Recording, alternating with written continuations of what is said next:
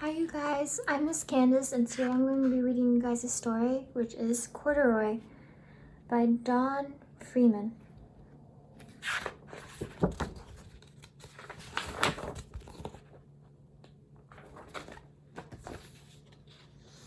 Corduroy is a bear who once lived in the toy department of a big store. Day after day he waited with all the other animals and dolls for somebody to come along and take him home.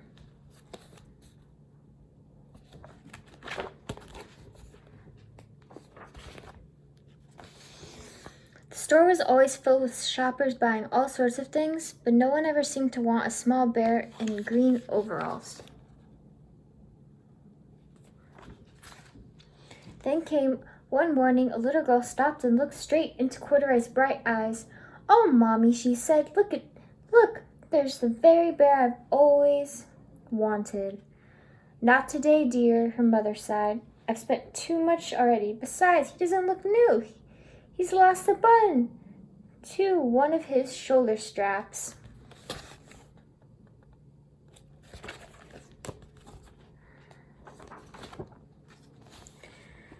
Corduroy wanted them sadly as they walked away. "I didn't know I'd lost a button," he said to himself. "Tonight I'll go and see if I can find it."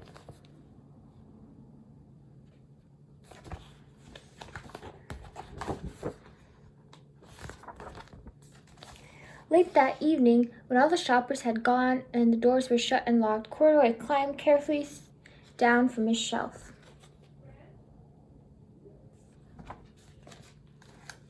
And began searching everywhere on the floor for his lost button.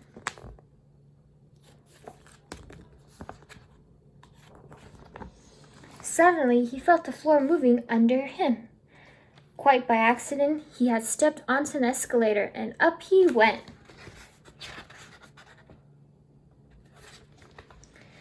Could this be a mountain, he wondered? I think I've always wanted to climb a mountain.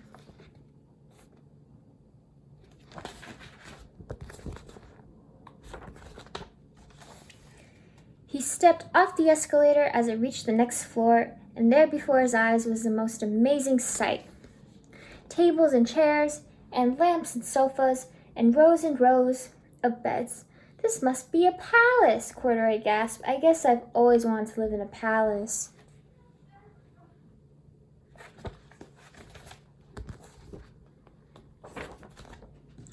He wandered around, admiring the furniture. "This must be a bed," he said. "I've always wanted to sleep in a bed." And up he crawled onto a large, thick mattress. All at once he saw something small and round. "Why, here's my button," he cried. And he tried to pick it up, but like all the other buttons on the mattress, it was tied down tight.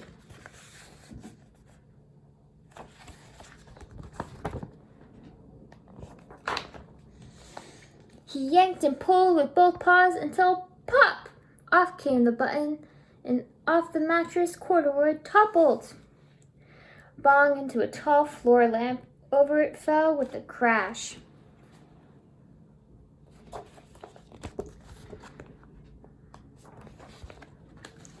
Corduroy didn't know it, but there was someone else awake in the store. The night watchman was going his rounds on the floor above. When he heard the crash, he came dashing down the escalator. "Now who in the world did that?" he exclaimed. "Somebody must be hiding around here."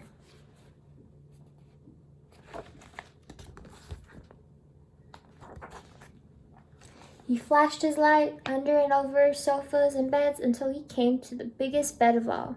And there he saw two fuzzy brown ears sticking up from under the cover. "Hello," he said. "How did you get upstairs?"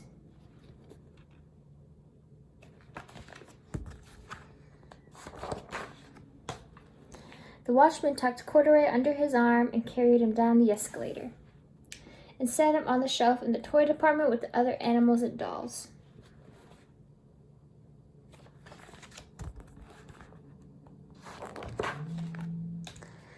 Corduroy was just waking up when the first customers came into the store in the morning, and there, looking at him with a wide, warm smile, was the same little girl he'd seen only the day before. "I'm Lisa," she said, "and you're going to be my very own bear. Last night, I counted what I've saved in my piggy bank, and my mother said I could bring you home.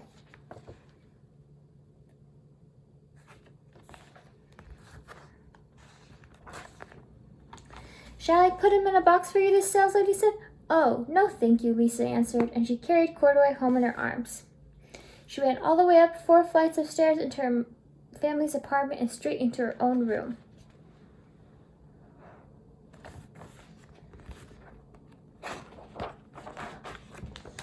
Corduroy blinked. There was a chair and a chest of drawers, and alongside a girl-sized bed stood a little bed just the right size for him.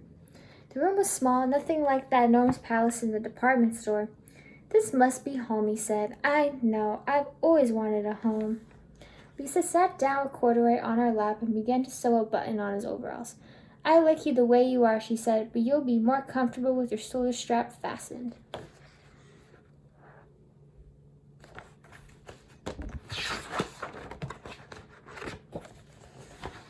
You must be a friend, said Corduroy. I always wanted a friend. Me too, said Lisa, and gave him a big hug. Thank you guys for listening.